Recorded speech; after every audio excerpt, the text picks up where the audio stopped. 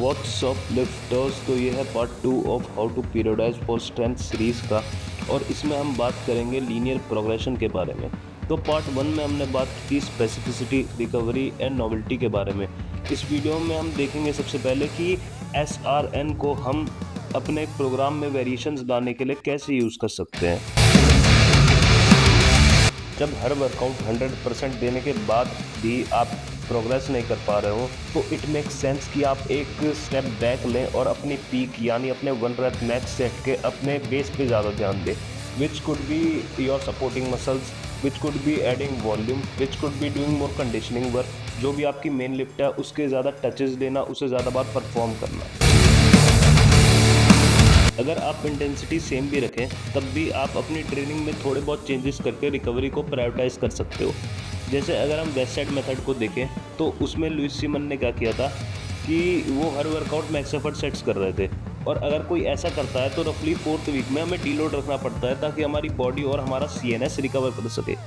पर Louis semen ने क्या किया, उन्होंने instead of introducing a deload हर हफ्ते एक अलग एक्सरसाइज रख दी जिस पे वो मैक्स एफर्ट कर रहे थे। वो एक्सरसाइज अलग थी पर उनमें मसल्स हमारी सेम ही लग रही थी।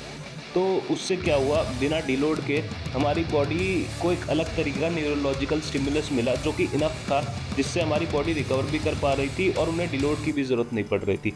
ऐसे उन्होंने डीलोड को एलिमिनेट करके अपनी हर ट्रेनिंग साइकिल पे लगभग 33% की वॉल्यूम बढ़ा दी थी।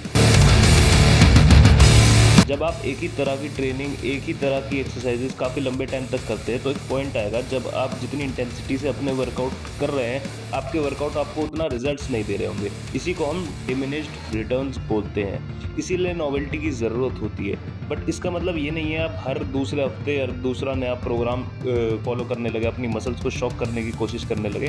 That's not novelty, that's just poor programming. अगर नॉवेल्टी का मतलब ये होता है कि जब आपको डिमिनिश्ड रिटर्न मिलने लगे तो आप एक्सरसाइज चेंज करें, अपनी sets and rep scheme change करें या फिर वर्कआउट प्रोग्राम चेंज करें। इससे क्या होगा, आपकी बॉडी को एक नए तरीके का एक नया स्टिमुलस मिलेगा, नॉवेल्टी इंट्रोड्यूस होगी जो आपकी जो मेन लिफ्ट्स हैं उन पे आपको रिजल्ट्स देंगी। तो सारे बिगिनर्स किसी ना किसी तरीके का लीनियर प्रोग्रेशन टाइप का प्रोग्राम यूज़ कर रहे होते हैं, जिसका मतलब है कि हमारे रैप सेट्स और एक्सरसाइजेस सेम रहती हैं, बट हम कोशिश करते हैं अब अपनी लिफ्ट पे वेट ऐड कर सकें। And it works great for beginners या फिर वो लोग जिन्हें अपने स्किल पे काम करना है, उनके लिए दिस वर्क्स वंडर। और इसका एक एग्जांपल हो जाएगा जैसे स्टार्टिंग स्ट्रेंथ। इसमें हम हफ्ते में 3 बार वर्कआउट कर रहे हैं और हमारा गोल है कि हम बारबल पे हर वर्कआउट वेट ऐड कर सकें।